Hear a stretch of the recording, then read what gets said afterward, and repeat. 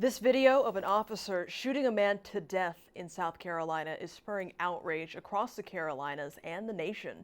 The officer is now facing murder charges based on the video. North Charleston city officials talked to reporters and the public this afternoon. I have watched the video, and I was sickened by what I saw. North Charleston Police Chief Driggers offered only a few responses during a news conference Wednesday regarding the shooting death of 50-year-old Walter Scott. A widely distributed video shows City Police Officer Michael Slager firing several rounds at Scott as he tried to run from the officer. There are questions that I have in my mind that I can't answer right now. The lack of immediate answers didn't sit well with several members of the public. First of all, we don't have all the information. Both. The chief of police or the mayor? Which one? I'm asking you to respect me as I'm going to respect you. Okay. The city fired Slager and turned the investigation over to the South Carolina Law Enforcement Division, or SLED. We want triggers! We want triggers! Still, the crowd chanted to hear from the chief rather than the mayor. The chief is not allowed to answer any questions about the investigation because there's another agency doing the investigation. They are not giving us permission to release that information. We don't have it. While exchanges did get heated, both the chief and mayor reflected on meeting Scott's family earlier in the day and the toll the event is taking. We let them know how we felt about their loss and how bad it was, and we do not condone wrong. It doesn't matter who it is. I have been praying for peace. Peace for the family and peace for this community. Waiting for answers that may lead to tougher questions. The shooting has sparked reaction from across the country, including the Triad. Greensboro police hosted a pre-planned Coffee with a Cop event at a local bakery to talk about community issues. The incident in North Charleston was on the minds of many.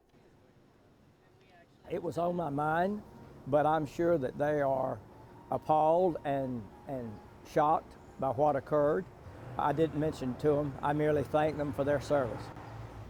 Griffin calls the shooting a horrible act. He hopes others know that the actions of North Charleston police officer Michael Slager are not representative of most people in law enforcement.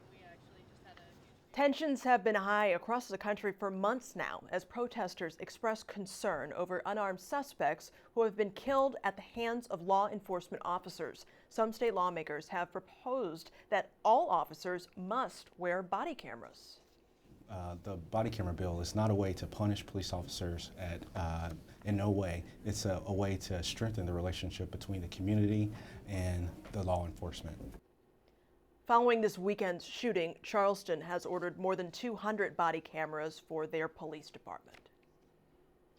This afternoon, a jury found Dzhokhar Tsarnaev guilty on all 30 counts for the 2013 Boston Marathon bombing. Next, they will decide whether he will be sentenced to death or life in prison.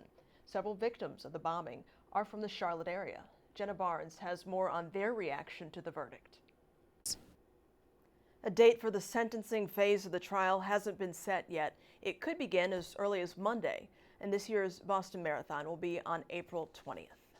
A congresswoman was spotted in the Goodwill Career Development Center in Charlotte attempting to fly below the radar. For her Undercover Congresswoman series, 12th District Representative Alma Adams is visiting businesses and nonprofit agencies that provide career opportunities. Today, Adams took a tour of one of Goodwill's 4 area job connection centers. She heard from people who struggled to find jobs and turned to Goodwill for help.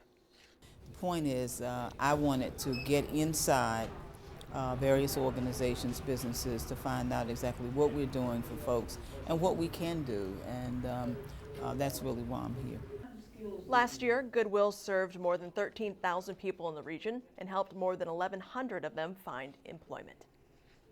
Fort Bragg announced 500 soldiers from the 82nd Airborne Division are headed to Iraq in June. This is in support of Operation Inherent Resolve. Members of the community say they will always support the troops, but differ in opinion about the ongoing crisis in Iraq. Officials at Fort Bragg were not available to speak on camera this morning. And coming up after a quick break. So Monty, it sounds like we've got some unsettled weather ahead of us. Yeah, we haven't seen a lot here in the immediate Triad.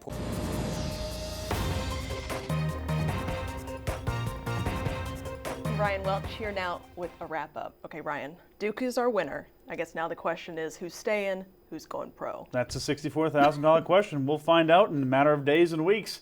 The first local domino, however, has fallen in the NBA draft sweepstakes. According to multiple sources, Carolina junior J.P. Tokoto has declared his intentions to enter the NBA draft. The Wisconsin native certainly has the athleticism to play at the next level, but his offensive consistency, well, it's a big question mark. Tokoto averaged more than 8 points, 5 rebounds, and 4 assists a game last year for the Heels, who fell to national runner-up Wisconsin in the Sweet 16.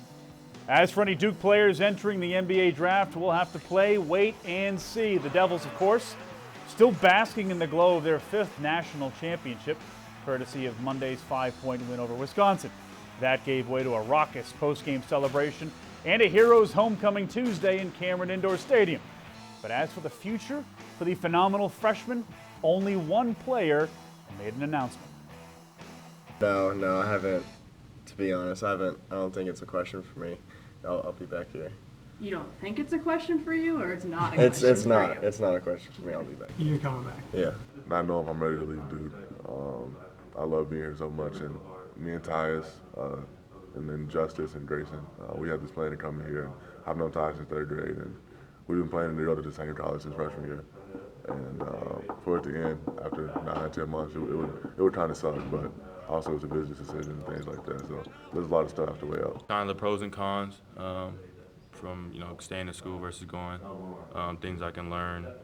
So it's a lot that goes into it. College is great. It's been a great year. Being at Duke, I've learned so much, met so many new people. So just from the standpoint of just being a college student, just outside of basketball, I've had a great time at Duke.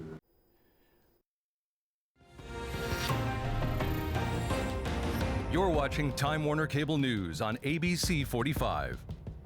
A group of cheerleaders is donating its national championship winnings to a Triad-based children's hospital. The Cheer Extreme All-Stars brought home the win earlier this year when they competed against 23 of the best performing teams in the world in LA. Elena O'Connell explains why the team chose to donate to Brenner Children's Hospital.